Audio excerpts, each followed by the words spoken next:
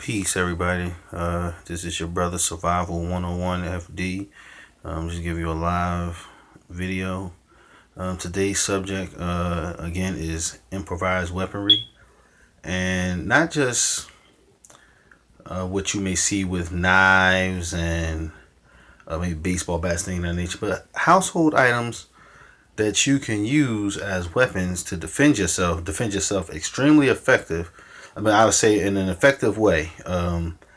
And you can really do some good damage with these things if you know how to put them to use for your benefit in a combat scenario. Now, I'm in my basement. I'm doing a little bit of housework, some laundry, things of that nature. These are some of the things that I just have laying around in my basement. Okay? And again, in the hands of someone who knows what they're doing, they can be extremely effective. You see a little small crowbar. Okay? If you know how to wield it, okay? It can be jammed. It can be many things you can do with this, okay? If you know what to do. You see, I have a lot of people, there's no reason for someone to break in your home and really have nothing. Or even if they do have something, if you know what to use around you, you can do a lot of damage. And so this is one thing. I always advise people to go to a qualified instructor to learn how to use basic weapons, proper wrist and hand movement. You know, all of that comes into play. But once you get those basics, you can be able to apply it to anything. So I showed you this little crowbar. Next we have a scraper. But you can do a lot with this scraper. The edges extremely sharp. Okay, we have a hardened handle. This is a hardened handle. So you can do a lot with this. A whole lot. This can be a deadly weapon in the hands of someone who knows what to do. Butter knife. It can be sharpened. Again, you can reinforce the handle with some duct tape for grip, but that can do a lot of damage.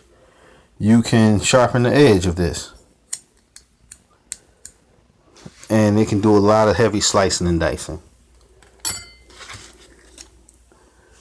Cutlery scissors.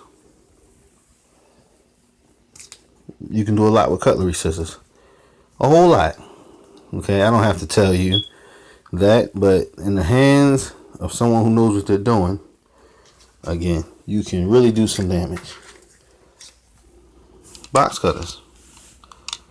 Okay, not only do you have, you know, the punishment end with the blade, okay, but then you also have this reinforced end where you can do a lot of damage.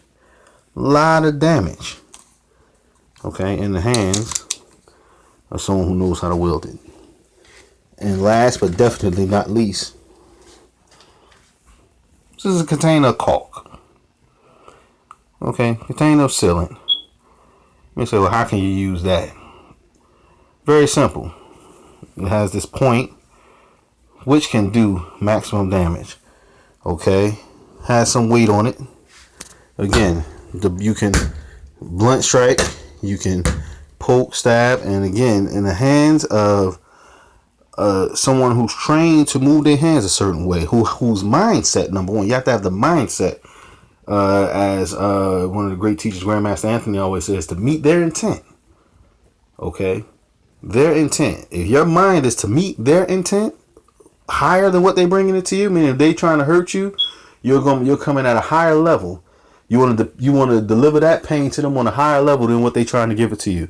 I promise you, you'll be able to use these items to effectively defend yourself. Okay, we have a hammer. Me personally, hammers are great.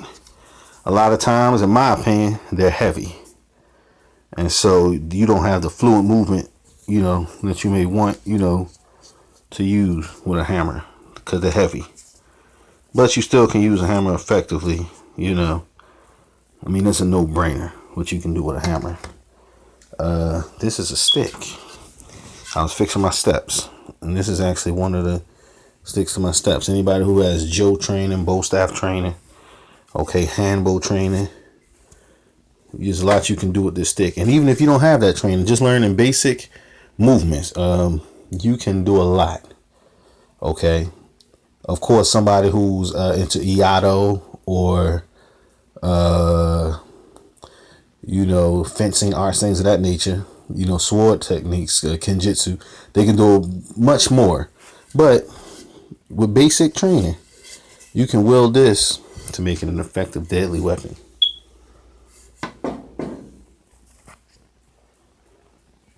This is something I found in my basement from something that the cable guy left fixing it. And as you can see, it's very wiry, very flexible.